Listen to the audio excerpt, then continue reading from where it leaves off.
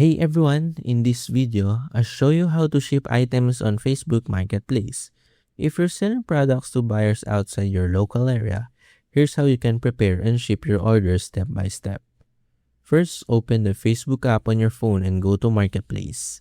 Next, create a new listing or open an existing one that you want to sell.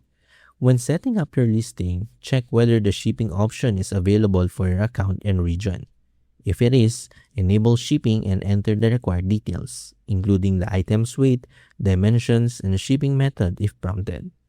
Once a buyer places an order, review the order details and confirm the shipping information. Carefully pack the item using appropriate packaging materials to help protect it during delivery.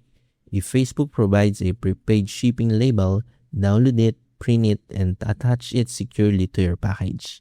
Then, drop off the package at the supported shipping carrier or schedule a pick-up if that option is available.